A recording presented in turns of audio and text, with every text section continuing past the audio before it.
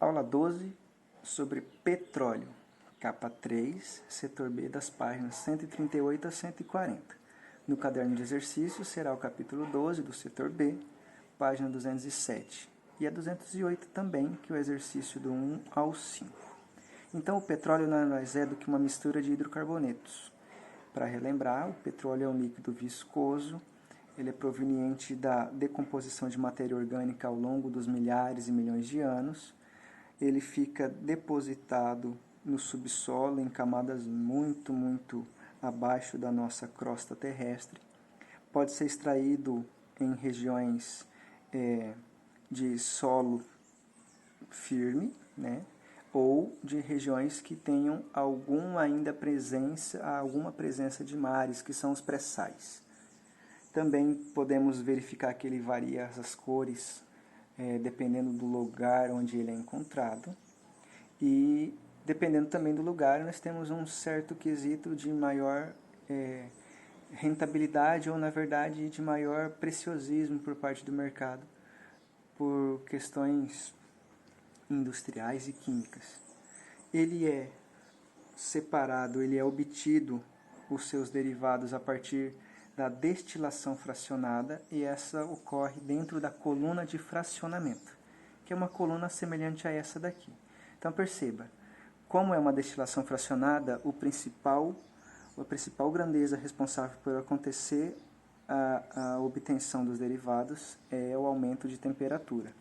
Então, dentro dessa coluna de fracionamento, o petróleo é aquecido, e a partir do momento que ele atinge certas temperaturas, as partes do petróleo, ou seja, as frações, são obtidas em bandejas, e depois elas são transportadas para outras localidades para serem tratadas.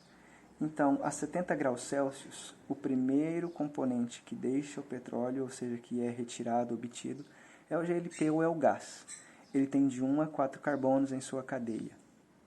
O segundo componente, ali dentro dessa patamar ainda, também é a gasolina.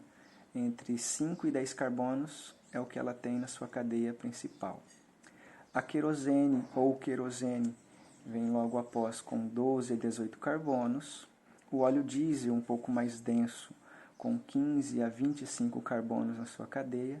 E o óleo lubrificante muito denso, né, utilizado para óleos de motores, de câmbios, de freios, tem mais de 17 carbonos, e uma particularidade: em sua maioria eles são de cadeias cíclicas, ou seja, fechadas.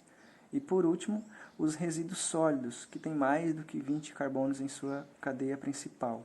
E dentro desses resíduos estão parafina, cera, asfalto, piche e outros componentes que são utilizados em vários ramos das indústrias, inclusive de cosmética e outras indústrias que a gente pode citar há bastante tempo, que são renomadas e conceituadas. Como a gente sabe que o petróleo, sua principal finalidade é formar ou elucidar em compostos que podem ser utilizados como combustíveis, nós temos algumas reações de combustão desses hidrocarbonetos. Então, são reações incompletas e completa.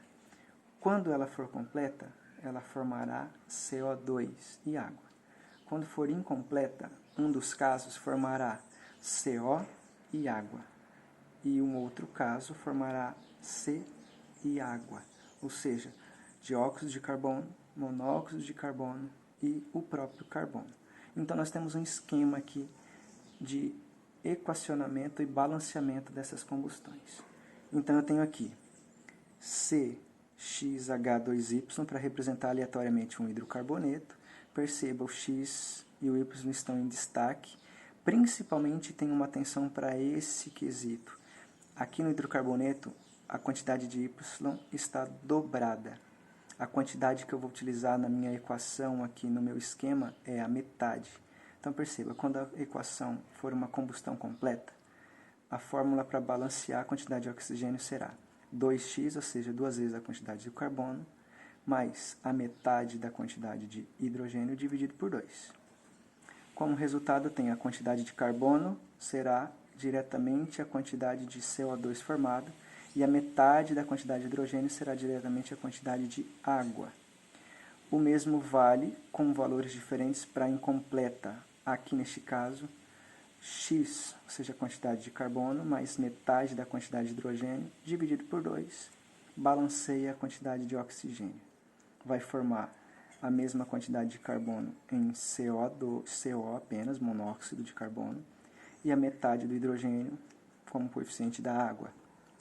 E por último, na incompleta, eu utilizo a metade do hidrogênio dividido por 2, balanceando o oxigênio, vai formar a mesma quantidade de carbono mais a metade da quantidade de hidrogênio como coeficiente da água.